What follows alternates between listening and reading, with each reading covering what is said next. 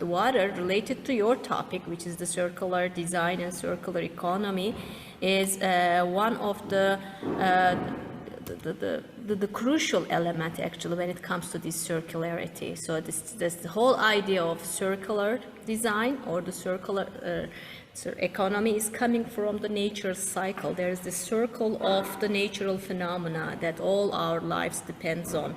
And when the humans enter to the scene, we are just basically blocking that circular process and then trying to make it more of like the linear one, just like a human process. But we need to establish those circularity in the nature. We need to make those cycles running on and on if you want to survive in this planet for longer times. So this is a typical sunny day in Üsküdar where I live, and this is the route I take every day to come to school. This is right by the Mihrimah Sultan Mosque. If you go there, and you probably know, this is actually one of the most favorite selfie spots of Istanbul. This spot is in the list of those selfie spots. Every day I see a lot of people enjoying this semi-historical place where we still have some historical artifacts as well as some elements of nature. In a rainy day, what happens here I will show you soon, but my main idea is this like these beautiful landscapes and these beautiful urban areas. If we create them in a water sensitive way, we will just make this stand much longer against the unwanted effects of climate change, water trajectories, and even for the social problems, we need to be just more aware of these situations. For example, this is a typical rainy day, and this is what that beautiful landscape, cultural landscape, turns into. Considering the increasing frequency and effects of disasters and shocks, creating livable cities is an indispensable phenomenon, and for this reason, many cities have to reconstruct and question their relationship with water during the planning and the design stages. So what we are seeing here is not a drainage problem. It's not a disaster yet, but in an overall sense, it's a disaster itself. But what we are seeing over here is the waste of this beautiful and very important material. We are just wasting it by just sending it to the gray infrastructure. But the nature doesn't work this way. So it does not have this just coming and then going situation. It has this cycle where the water comes to the scene, to the earth, and then it mingles with the plants and the humans and the cities, and then it penetrates to the soil, if we allow it to penetrate to the soil, of course, not like the city tissue like this, but in a more natural and permeable cities, the water goes down, and then some of them, some part, evaporates and goes back to the air. So there is the cycle of water, and then we need to just encourage that cycle go on and on if you want to create these livable cities. And not only that, but also the water, for example, we used and then we wasted like the flush from our toilets or our laundries, or when we come home and when we wash our hands, they are also going and becoming waste, but they don't have to be. And there are a lot of cities around the world incorporating these waste idea and the water idea into their planning scheme to turn this so-called waste, which is a fresh water actually, and very important one, into a green infrastructure, so that that waste can produce and serve us in a more like ecosystem services wise, it can serve us better. But if the cities disregard and don't follow that cycle in the nature, they have to deal with it, and they have to fight with the water, which is happening these days in our country. So in order to be smart and water sensitive, all around the world, countries are proposing their own solution or own scheme to sustainable urban water management. And for example, it's called low impact development in the United States. It's called water sensitive urban design in Australia, or sustainable urban drainage systems in England. And smart cities, for example, in China. But all of these actually relies on circular design. So that circular design, again, comes from the nature's rules. If you look at the image on the left, very left, what we are seeing is the cycle of the water just coming in to the earth and then just traversing along the landscape, the natural landscape. So that landscape sequesters its carbon, and then that landscape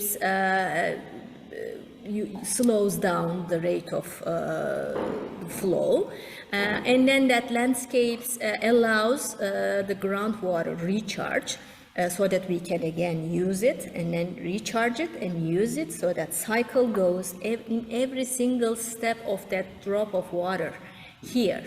And then the final destination, which is the either sea or the lake system, there is this harmonious transition between the terrestrial and the aquatic systems. That harmony is another notion of nature, actually. The nature has the cycles, but nature does that cycle in a very harmonious way.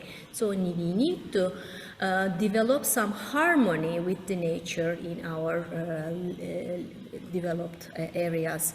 So the image on the center, the center image, is just an opposite. It's indicating how that cycle is broken, and therefore the city has to deal with high carbon footprint. There is high amount of impermeability, so that means there is minimum infiltration to the groundwater. And then because this is very hard, and then the surface is all sealed, the water cannot go down. Rather, it becomes, it starts to float on the surface and create this disastrous environment that I just showed you in Üsküdar's case. And at the end, when that water finally meets with the larger system, lake or sea, look at that transition. There is no harmony. We have the really strict edges, and then really huge contrast, and then without any kind of transition, there is a direct impact to the larger system. So, and what it does over here is actually the broken cycle.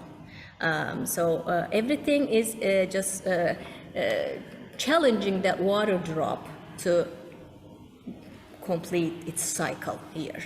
So instead of this, if we do not want to fight with the water, we need to adapt some of those circular patterns of nature into our cities, so that we don't have to deal with floods, we don't have to deal with lack of water, especially these days in Istanbul. I mean, there are a lot of, every other day there is a news saying that our dams are almost full of, empty, and we do not have enough water for summer. And even though it starts raining these days, because this is springtime and this is the typical rains that should be, but before that we had really long and extended drought, so we are not sure if the water coming these days will be enough. So, but we always question that, and then we almost panic as the urbanites, but we do not see ways to recycle that material coming us in a really, really limited way. So we, even though we complain about the drought, we never take any measure to harvest the water, to collect the water, to reuse the water in a more circular way. So therefore we need to adapt to nature's circularity. So we need to see the materials, in this case, specifically the water I'm talking about, but you can just name any kind of material, the natural ones, as a design medium, as a design motivation, as a design input, and it's a source and the regulator, because it's you can regulate the whole environment if you see the material that way. And then we need to see the whole system of the circularity, and then the material of water as a socio-ecological system. So if you just make that cycle efficient and strong, you will get much stronger systems working not only in the horizontal sense but also in the vertical sense, because cities has multi-layers, and as you can see over here, even the few hundred meters depth is also occupied by human interventions, or at least the impact of that intervention on the earth. So therefore we can just turn our heads to understand how the nature works. So in order to understand that, what we need to do is just so easy. Just look at the water and the vegetation in the city, and then because those two commodities are enabling many regulating, providing and supporting ecosystem services to the city. So I hope that you already know what those regulating, providing and supporting ecosystem service means. But at the same time, it also provides this cultural ecosystem services too, such as the active life, healthy society, psychological relief that they provide. They create this really nice environment where people will feel that they are part of it, and then this kind of environments, there are research, environmental psychology research, prove that they are the driver of this productive society and the awareness and then the sustainable economy. So the nature-based drainage systems not only support the socio-ecological systems, but also supports the community development and education of the people. So just a very small introduction to a recent work we are doing as an office. This is our historical peninsula, Fatih town, the town of Fatih. In this project, what we were aiming was we were trying to find ways to utilize vegetation in order to help Fatih districts to cope with the climate change, because the research showed that that the whole town, the historical peninsula, is getting hot and hot. There are wonderful narratives and then the literature related to the past of this, the world's most important, one of the most important areas in terms of the history, the world's most powerful civilizations utilized.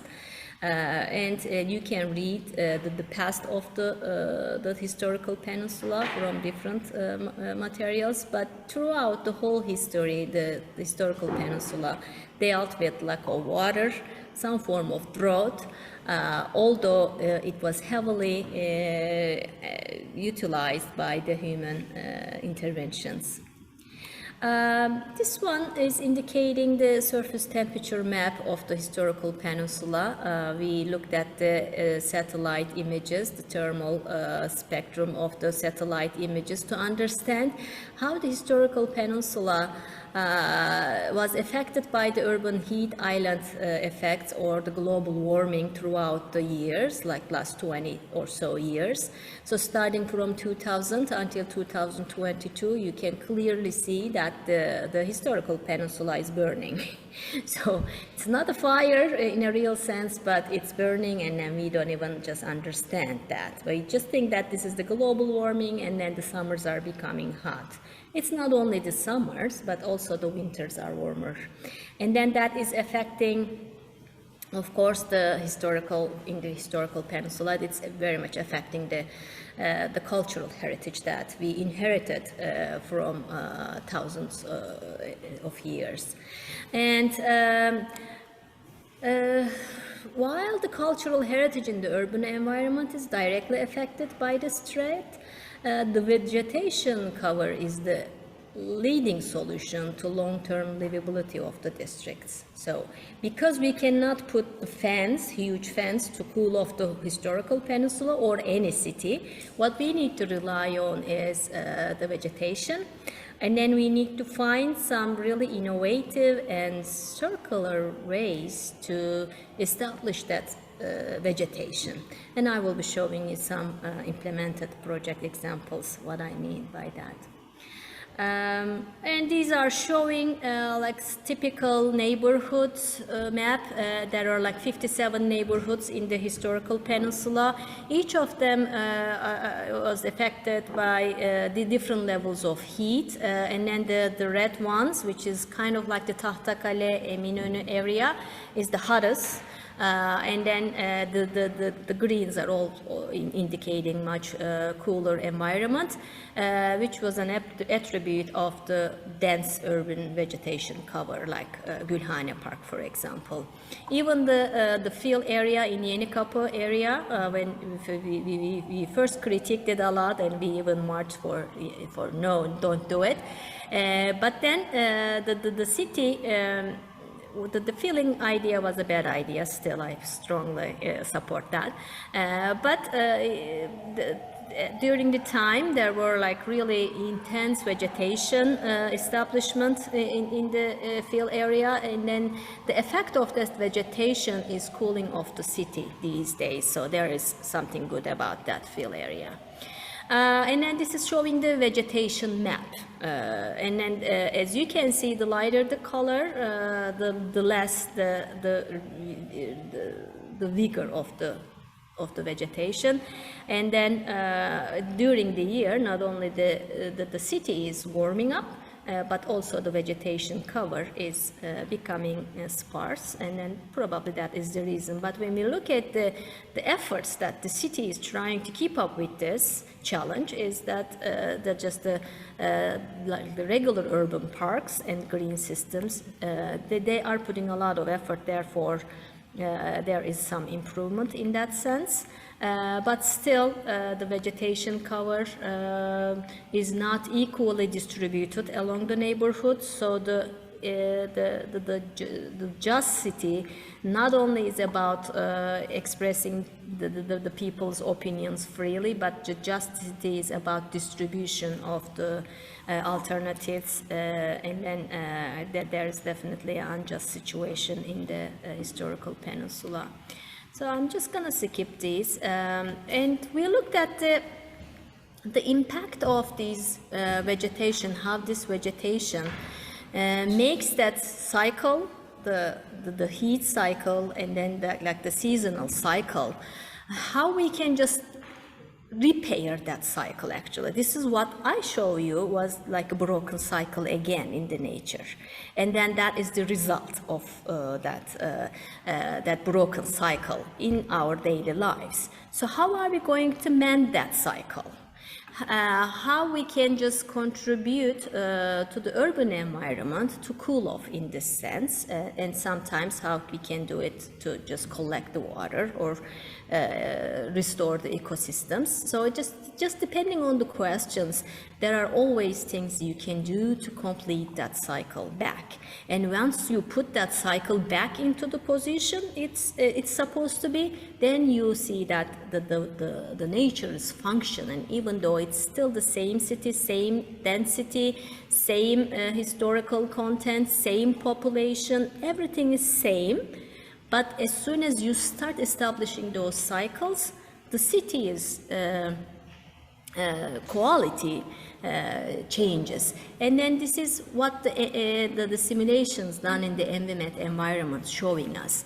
Like this is for example, in A case, this is a wide streets where there's almost like no vegetation, a lot of like 3-lane car lanes, and then the buildings on both sides, and then there is not enough urban vegetation. So this is just the image on the left is indicating the typical heat situation in this corridor, and then if you start adding plants, and then you can see that that improvement, the water, not only the water but the wind, and then the temperature is becoming much regulated in these environments. And then this is the simulations, you can just do it, and then by that simulations you can adjust the magnitude of your intervention.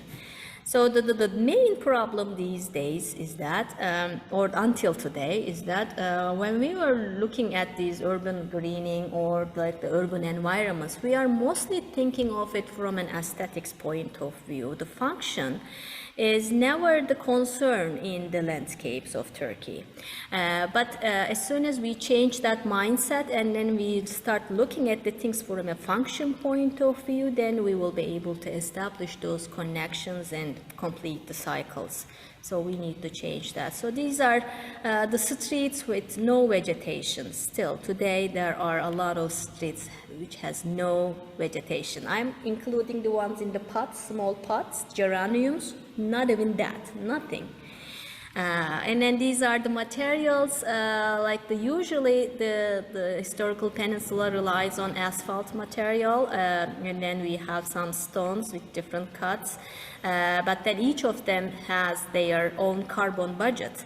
So we need to just look at those materials and then see what to do with it. I mean, just the material with the highest carbon contribution to the environment, with the highest carbon footprint. What can we do with that? I mean, can we just change it altogether? Then there is huge debris, the leftover material. What are we going to do with it? There is the question. You are the circularity group here. You will tell me what to do with it, but because we need to do something about it. And then we had some techniques that we utilize, and I will be showing you some projects soon how we did it. But this is the picture of noise, for example, and then based on this, we were able to identify the areas with the priority of the vegetation interventions. But when we say that the vegetation interventions, we are not talking about reforestation efforts. We are not talking about let's do the campaign and just plant some plants. This is not about that. This is the campaign where we need to just find some solutions where that material, which is producing that high carbon, will be processed, and then it will be an input to the vegetation growth there, so that vegetation will grow. The city doesn't have to pay money for buying those vegetations, but rather it will use that recycled hard material more like a fertilizer to the existing vegetation, so that the existing vegetation will have more rigorous green. That rigorous green will bring more wildlife. That wildlife bring the seeds from their poops, and then that cycle will start there. So these are just like the priority areas where we need to do these kind of circular actions. And then this is just how the whole thing will improve. I will not talk again, this was a presentation for some other group, but these are just a typical intervention areas that we selected, like 9 typologies. The first one is the most vegetation wise, the most dense one are the historical parks and the streets and neighborhoods, and then the least being is the streets with no vegetation, the one on the center, and then some squares. Squares are unfortunately in a very hard landscape, the sea of hard landscape, just like the one in the European sense or around the world. But in those cases, those squares are defined by these really strong and beautiful, well done architectural interventions. But in our squares, we do not have those kind of interventions, no support from the architecture, and also the scale-wise, it's out of human scale.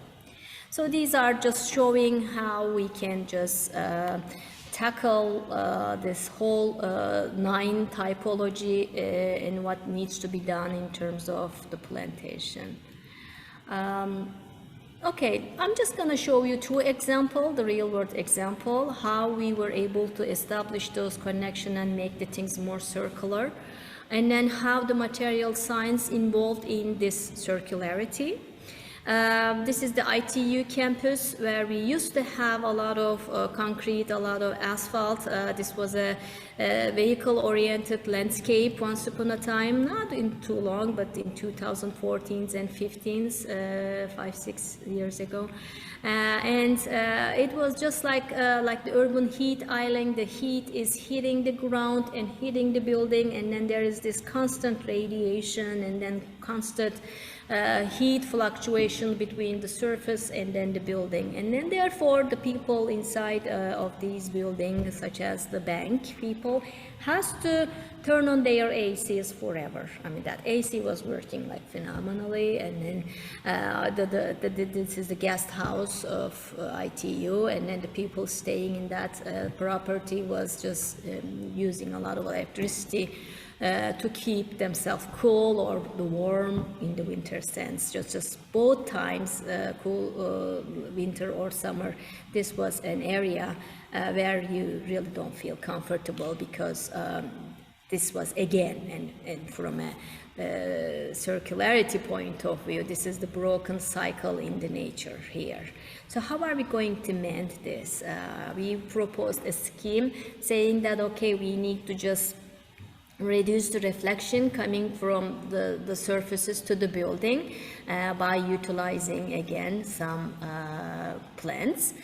We could have utilized some structural elements like arcades or some other like a pergola type things, but we decided to do a nature-based, more like a plant-based approach, so that we can also capture carbon in an efficient sense. And we used to have the trees already there, but because of the low spatial quality in the landscape, when you are looking all these pictures, probably you didn't even notice that they were here. Nobody was able to use it, and this thing was not doing its job in order to create this cycle of nature here.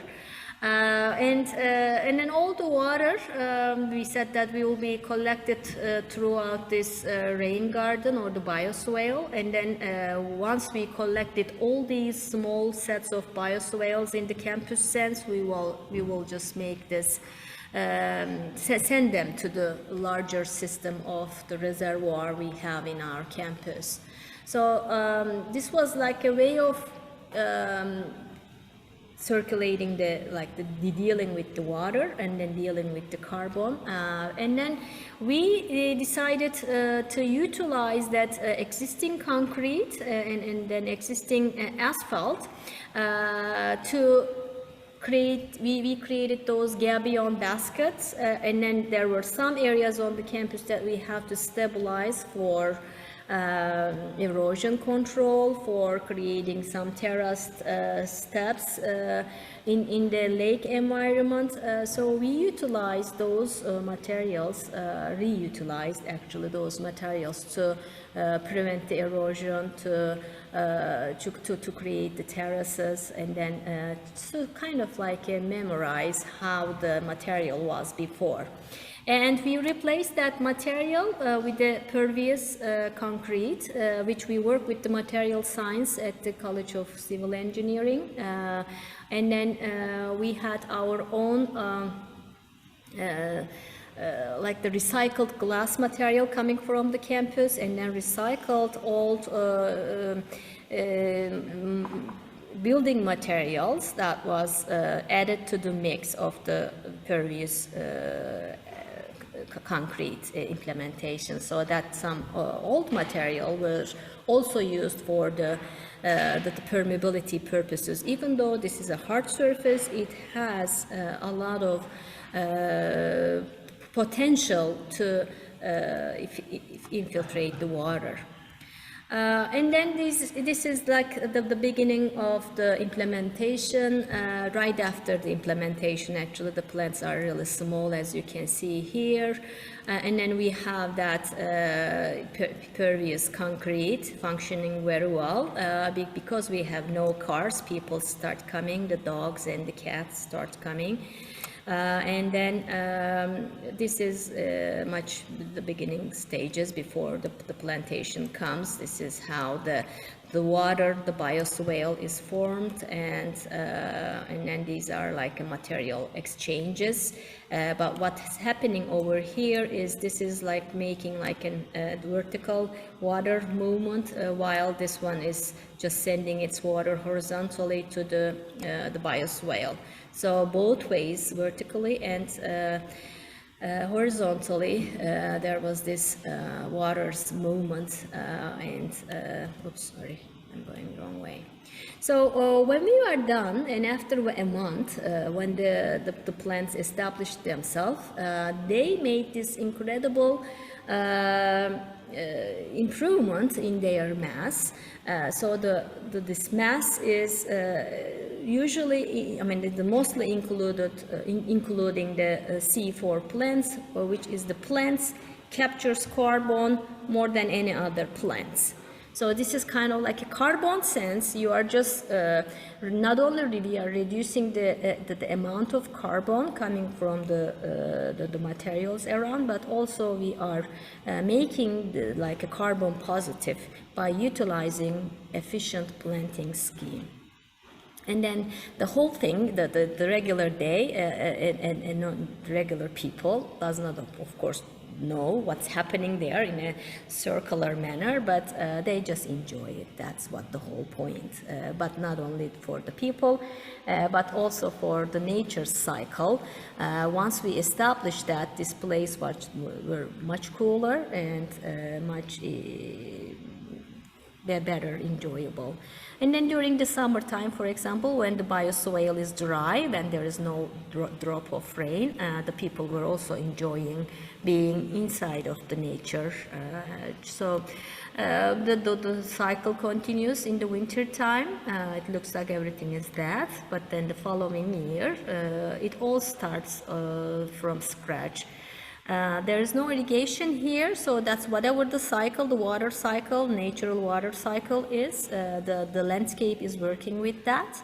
And then it's not relying on extra energy, extra waste or anything. It's just doing its work by itself. So in terms of the circularity, we have, in order to just this landscape gets fertilized once a year. And that material is coming from the leftover food, coming from the main cafeteria on the campus, which is right across the road. All these leftover food is going to a process plant, and then there are 3 outcomes of that process. The first one is the biofuel, which is used for lawn mowers on the campus. The second material is the fertilizer itself that we can utilize in this landscape to make this landscape just grow within 1 month like this. And then the third material is the water, where we again just send it to the main system. There is this huge, the campus-wise circle that we just collect the water, process the water, and then just bring the water with the topographical interventions just over here, and then allowing water to mingle with the plant materials again. This is kind of like a biofiltration. Because the water on the surfaces of the campus is polluted water, because we have the cars, the people. I mean, this is a dirty surface, and then the every rain is washing off that dirt, and therefore we need to filtrate in order to make it more like a nature-based solution.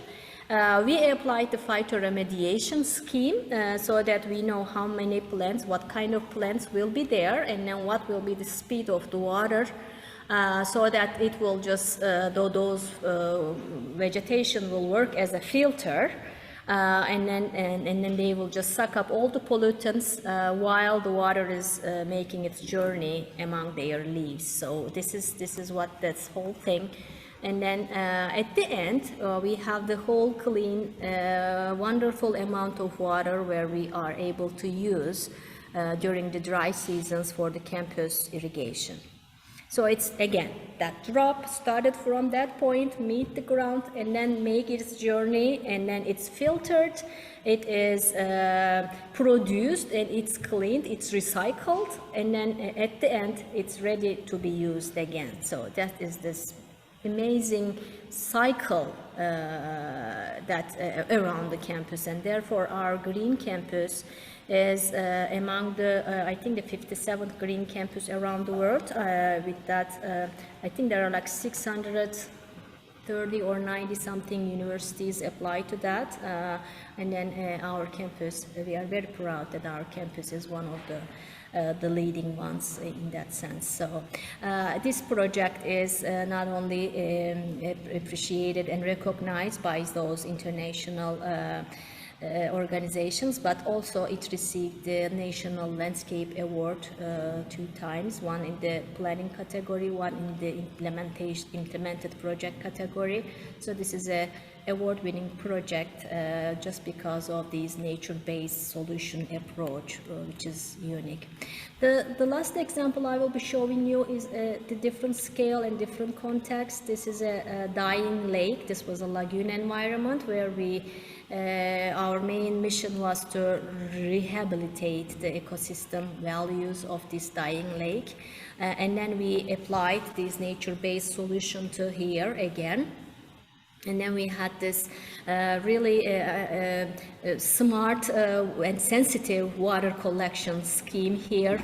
There is a treatment facility which is doing a fair job, and then just around this area, this is in Tuzla, by the way, Tuzla, Istanbul, and then the surrounding sites are all industrial, and then there is this heavily polluted water treatment facility, and then that treatment facility is incredibly consuming energy and effort to clean that industrial waste. And then as soon as that water is treated and becomes within the range of an acceptable cleanness based on our regulations, which is not totally pure clean, but it's an acceptable, what they say, ecologically adaptable or something absorbable. So they are just basically sending it half clean in the middle of Marmara, and we know what happened to Marmara last year. So that Marmara is just receiving all these water, which is not totally purified.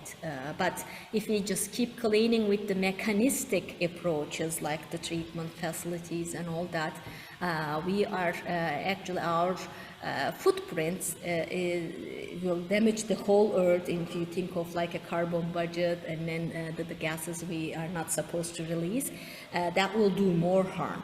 That's why there is a trade-off than that this water is released. And we said that, okay, just give us this water and then we will just create this constructed wetland here, and then just like we did in the ITU's case, we will purify that water in a further stage with the plants, which will not require any energy, any effort, anything. It's the natural mechanisms. We are just utilizing the power of nature to clean it.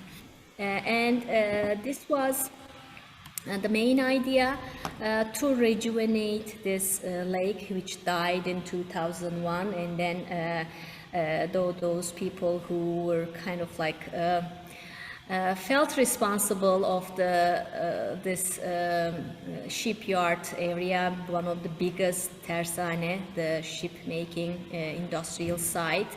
was brought to here around 1980s. Before this one is here, there is this lagoon environment. Just imagine there is nothing in between the sea and the lake, but just the sand, small sand dune, which is separating the fresh water from the salty water. There were this Umurdere, which is a river, small creek, bringing the fresh water, and then there is this salty water. So mingling of these two systems, if you remember the image in the beginning, were very harmonious. But then the humans entered to the site, that harmonious relationship became more rigid and more geometrical and more impermeable. So that therefore it died in 2001, and then we had to bring some fresh water to the site because in 1990s they just opened up this area, and then the salty water came into the lake. So it's a salt lake now, it's not lagoon, and therefore some of the bird species are not stopping by here during their migration from north to southern areas around the world. So we had some birds liking the special situation of these lagoon here. So we ruined their habitat. So the main mission, although they ask us to just create this nice urban green area so that the social context will be improved, because there were a lot of illegal activities happening in this degraded brown land.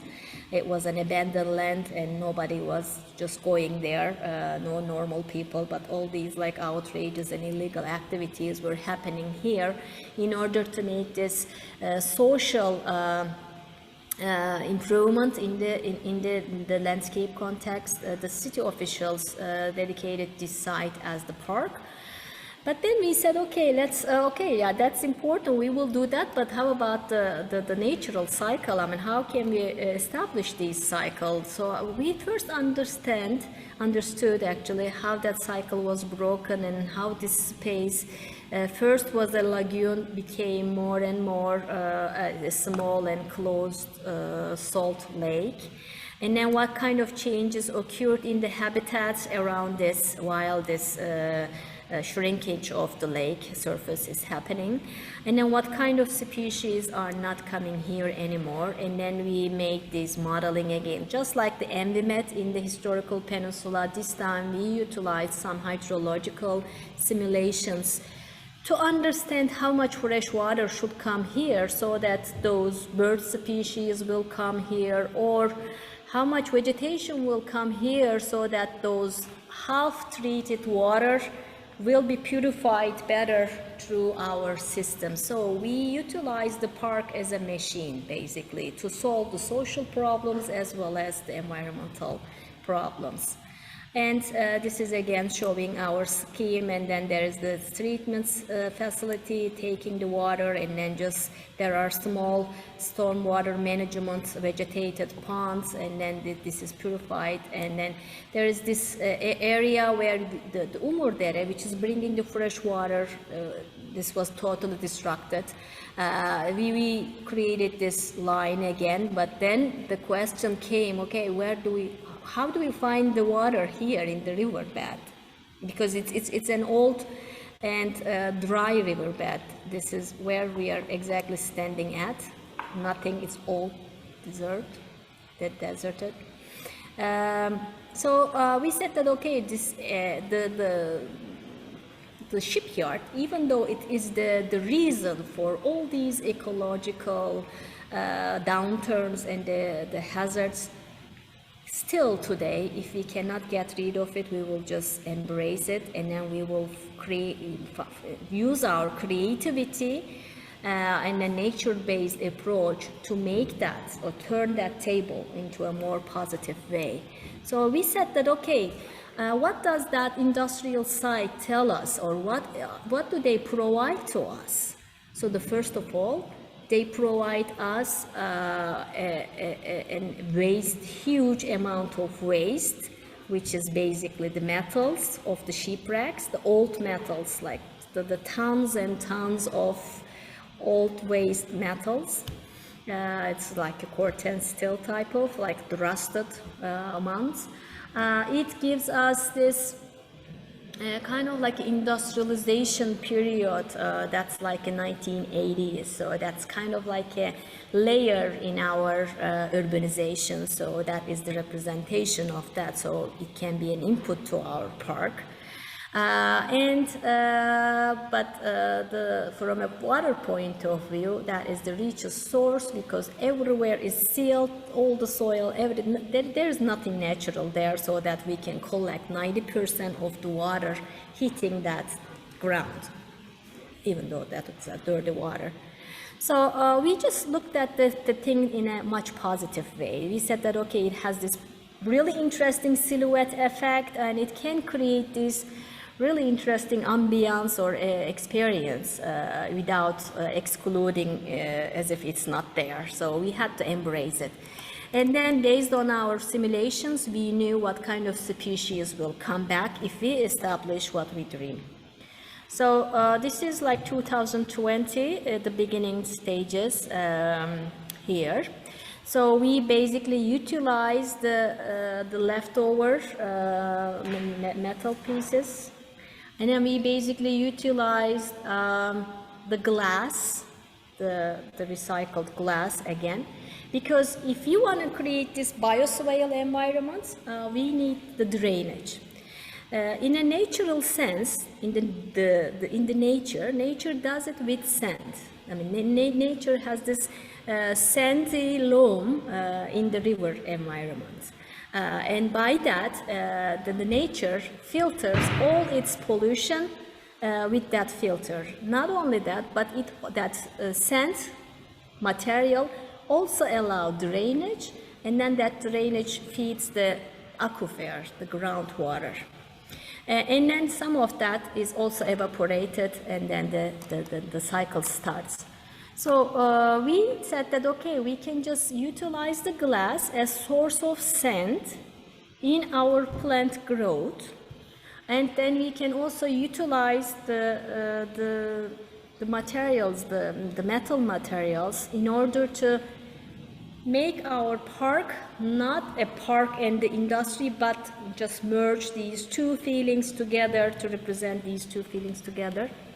So this is like 10 days after the implementation. The first rain came in the 12th of January, and these are the first drops.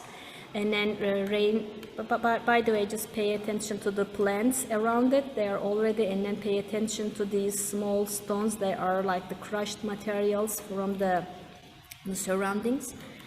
And then like in 22 of January, we have these, like the Umurdere, the old river corridor is holding the water. And then when the water goes inside of this, it is sucked and filtered and purified by these materials, which was specifically chosen to do those kind of purification. And then the more water comes, the rain comes, the more the cranes and some really important structural characters, elements, goes inside of park through our reflection, through the reflection on the water. So the water is not only working as a machine to purify the environment and collect bring the fresh water so that it will benefit to the fauna, the bird species, but also it is allowing that static silhouette come to our park. And then this relationship throughout the time becomes even more natural and more symbiotic, and then these both sides rely on each other. Today, if you think that there is no industry on the other side, there is a different type of land use, the whole theme of the park will just crash. And then if you just really remove this machine from the industrial side, it will be an unbearable space. Nobody will want that. This is the situation in August. If you remember the 2021, it was a really dry year that year.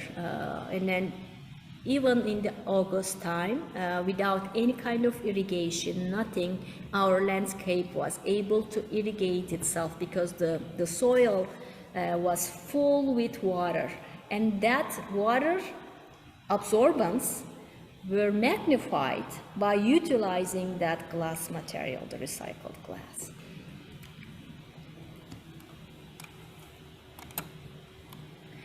And basically this became a coexistence. And then, for example, the industry accounts for the 23% of the local emissions.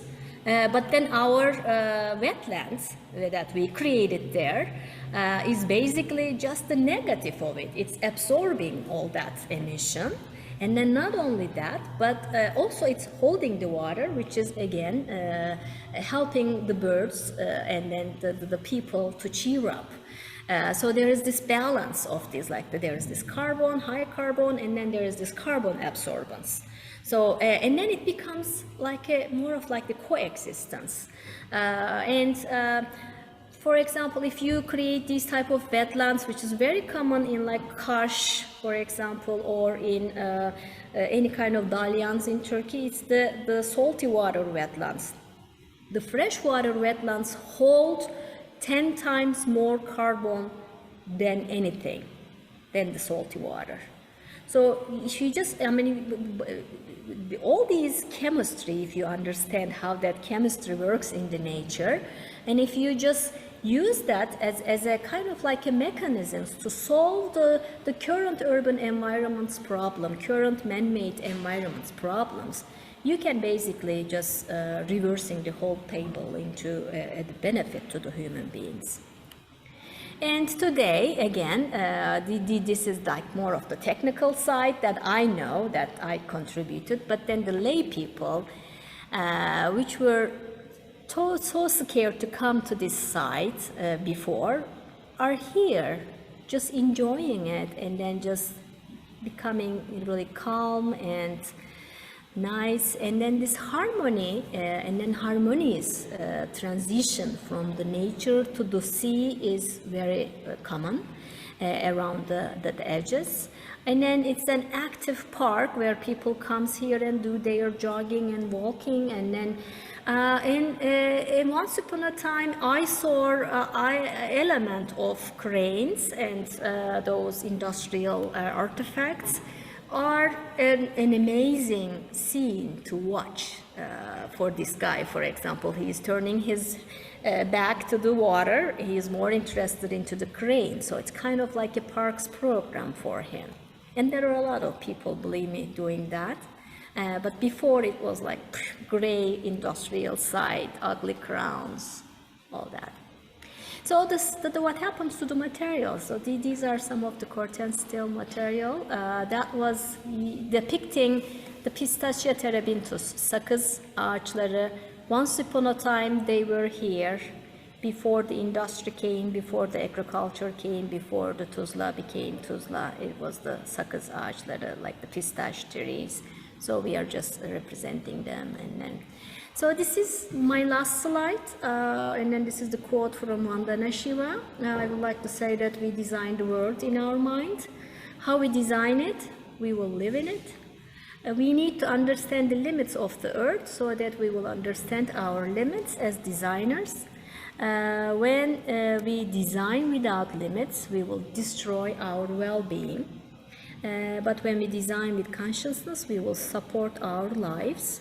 So I hope I can just I use my time efficiently and I can answer your questions. I have time for a few minutes. Thank you very much, Professor Tunçay, for your enlightening presentation. I would like to ask to the audience if you have any questions, both the ones in the classroom and the ones they are just joining online. Yes, please.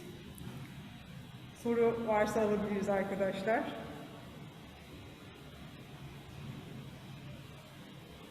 I would like Is there any questions? No. I would like to really thank you, Hayriye, for excellent presentation and enlightening. And it exactly fits with our subjects that we are working this semester as circular, because we are working, I mentioned to you, to Kadıköy, and how the circularity concepts can apply it in Kadıköy. I am surprised that the students probably, they were so overwhelming with the presentation, a lot of information in it, but all the subjects that we were discussing this throughout the beginning of the semester, these are actually, you mentioned that the circularity based, I mean, there are 9 and 10 R concepts, and that are improving each year. They're adding the new one: remanufacturing, reuse, industrial symbiosis. The Hayriye Hoca presented all these concepts in application to us. So you have to, I urge you to think about this concept, how they are applied in her practice. So even the glass, we were taking, like, the glass is becoming, it's a reuse, but it's not downgrading it. It's just like, is it downgrading it, upgrading it? They have to think in terms of these concepts, how these all presentations or applications can be really interpreted into circularity concepts. So next class, we will be discussing this. The recording will be there.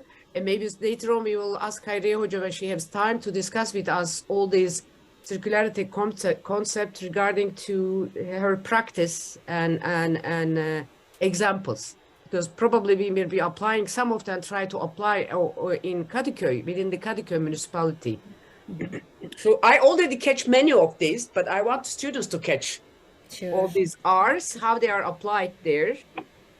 Will be very educating, I think. So thank you very much. I enjoyed a lot. Yeah, thank you. Thank you very much. It's always a pleasure to be with you and with the class. Thank you for your valuable contribution. I would like to also thank to the audience. There is a question there. Okay, great.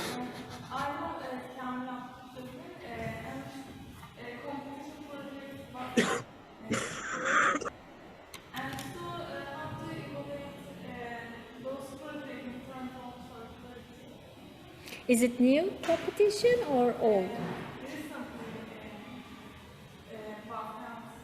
Oh, I didn't know that. Oh, is it like concerning the site that I presented or Tuzla? Oh, really? Just please send me the link then. Because we already won many awards with this project too. This is like in the analysis and planning phase, this was the national award winning project. So we just proceed and then when it comes for like the design, so we just applied with our design. It was like a design award. And then the third and final one was like after the implementation, we applied again. It was an implemented project, a national award in the landscape architectural sense. So, but I didn't know if there is any new competitions coming with this site, related to this site. Is this IBB, Büyükşehir, or Tuzla municipality? Because there are 2 different municipalities. Tuzla is, yeah, because this project was done with Istanbul Metropolitan Municipality. It was there. We started in 2013. Where there were no concept of stormwater management, no problems with the drought that time. But then these days it's showing that it's proved that we were right to pursue this sustainable approach, and I'm so glad we did, so that I can show an example. Otherwise there is no example that we can show in Turkey at the landscape scale. I'm not specialized on buildings. I'm sure there are buildings, green buildings, who are doing a good job in terms of the performance. But for the landscape sense, at this scale, at this magnitude, in like a machine for the urban environment kind of projects are very limited, unfortunately. And I hope that the competition is about making more of these, rather than like the beautification, like the coastal, blah blah, urban design. So the dangerous terminologies. Yeah. Okay.